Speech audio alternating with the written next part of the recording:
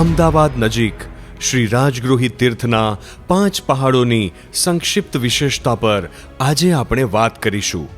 22,000 square ફીટના વિસ્તારવાળા 5 પહાડો ત્યાં હશે. 5 પહાડનો ભવ્ય પ્રવેશ દ્વાર અલાયદો જુદો રહેશે. 5 પહાડનું સ્વરૂપ ત્રિવલય તરીકે 3 વિભાગમાં રહેશે, જેમાં પ્રથમ વલય તરીકે પ્રથમ વિભાગમાં 52 ફૂટ ઉપર 5 જિનાલયો હશે. પહાડ પર ચડતા પહેલા અનુજ્ઞાત્મક ભૂમિયાજીની દેરી રહેશે. પ્રત્યેક પહાડ ઉપર ચડતા વચમાં બેઠકો આવશે. પ્રત્યેક જિનાલય પાયાથી માંડી 62 ફૂટની ઊંચાઈ ઉપર તૈયાર થશે. 52 ફૂટની ઊંચાઈએ 22 ફૂટનું શિખરબંધી જિનાલય હશે. પ્રત્યેક જિનાલયમાં પ્રાચીન પ્રતિમાજી બિરાજમાન રહેશે. બિહારના પ્રાચીન પહાડ ઉપર જે મૂળ નાયક પ્રભુ છે, તે જ નામના પ્રાચીન પ્રભુ અહીં પધારશે. બિહારના પહાડ પરની ધાર્મિક વિશેષતા પ્રમાણે અહીં વિશેષતા રહેશે. 11 ગણધર ભગવંતના પ્રતિમાજી અહીં બિરાજશે. શ્રી શાલિભદ્ર ધન્ના મુનિની અણસન અવસ્થા અહીં રહેશે. આઈ મુત્તા મુનિના પ્રતિમાજી બિરાજશે. શ્રી વજ્ર સ્વામીના પ્રતિમાજી બિરાજશે. શ્રી ખંતક મુનિના પ્રતિમાજી પણ અહીં બિરાજશે. 824 અમર રહેનાર શ્રી ચંદ કેવલીના પ્રતિમાજી બિરાજશે. દય દીપ્યમાન સમવ શરણ બિરાજશે. બીજા વલય તરીકે બીજા વિભાગમાં પહાડની નીચે 9 ફૂટ પહોળી 250 ફૂટ લાંબી વિશાળ ગુફા રહેશે. આ ગુફામાં પ્રાચીન રાજગૃહી નગરીના ઐતિહાસિક પ્રસંગો ઉજાગર બનશે, જેમ કે શ્રી જંબુ સ્વામીના લગ્નની રાત્રે 8 પત્ની સાથે વાર્તાલાપ અને બીજે દિવસે 527 સાથે દીક્ષા. શ્રેણિક મહારાજના પુત્ર કોણિક અંગે પુત્રના લક્ષણ પેટમાં. આઈ મુત્તા મુનિની દીક્ષા. મહાખુની અર્જુન માળીની દીક્ષા.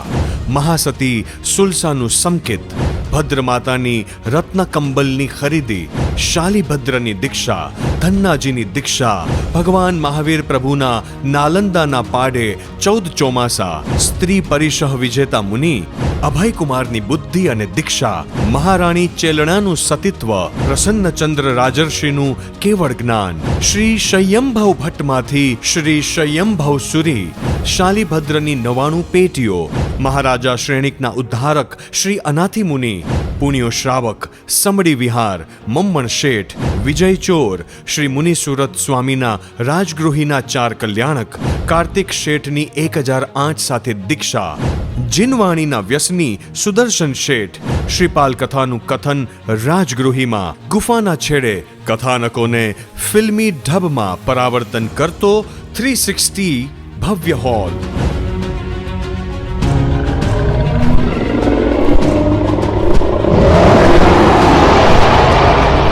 ત્રીજા વલય તરીકે ત્રીજા વિભાગમાં પહાડની ફરતે રાજગૃહી ધરતીના મહત્વના અવશેષો રહેશે, જેમ કે શાલિભદ્રનો કૂવો, શ્રેણિક મહારાજાની જેલ. હા, તેમાં ઊભા રહીને ફોટો પડાવી શકાશે. મણિયાર મઠ ધ્યાન મંદિર. નંદ મણિયારની વાવ.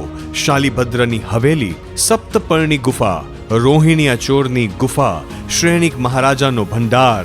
જરાસંઘનો કિલ્લો. પાલી લિપિનો લેખ. સોન ગુફા. જરાસંઘનો અખાડો. જરાસંઘની બેઠક.